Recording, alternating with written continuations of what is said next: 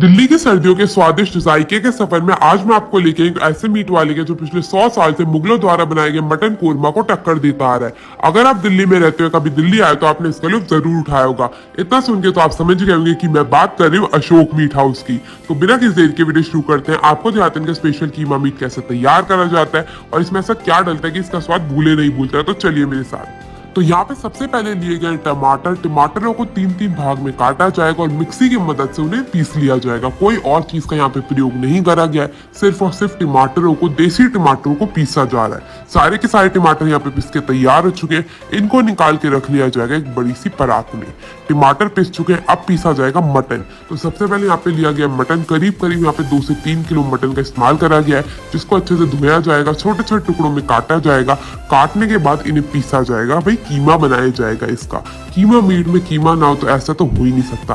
भाई ये है कीमा बनाने वाली मशीन जिसमें मीट के टुकड़ों को डाला जा रहा है और नीचे से आप देख सकते हैं कीमा जो है वो निकल के तैयार होता जा रहा है। उसके बाद यहाँ पे भट्टी जला दी गई है और ये आ गई भाई चौड़ी सी सिपड़ी। भाई यहाँ पे सिपड़ी में ही बनाया जाता है मीट को। और ये आ गया पका हुआ सरसों का तेल।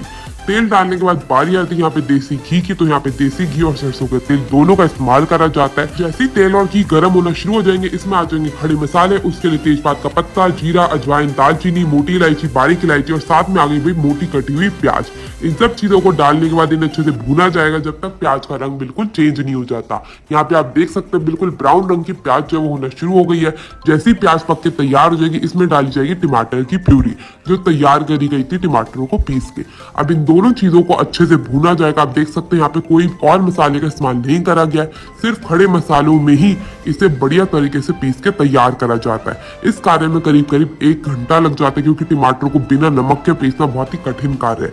जैसे ही टमाटर पीस के तैयार हो जाएंगे, सारा तेल अलग हो जाएगा, इसमें डाल दिया जाएगा सारा का सारा कीमा। कीमे को टमाटर की ग्रेवी के साथ अच्छे से पकाया जाएगा जब तक वो पानी नहीं छोड़ देता। आप यहाँ पे देख सकते हैं पकना वो बिल्कुल शुरू हो चुका है, पानी छोड़ने का भी कार्यक्रम शुरू हो चुका है और यहाँ पे जो है कीमा ने पानी छोड़ दिया है। सारा का सारा पानी जब तक उबलना शुरू हो जाएगा, उसमें डाले जाएंगे मसाले। तो यहाँ पे सबसे पहले आ गया ढेर सारा धनिया पाउडर, जिसे इन्हीं के द्वारा पीसा जाता है। और ये आ गया गरम मसाला। गरम मसाला डालने के बाद इसको अच्छे से पकाया जाएगा। जिस तरह मसाले डालते हैं उसी की वजह से मटन इनका पक के बढ़िया तरीके से तैयार होता है। तो यहाँ पे गरम मसाला डालने के बाद इसे अच्छे से पकाया जाएगा और जैसे ही ग्रेवी पक के तैयार हो जाएगी, इसमें जाएंगे मटन।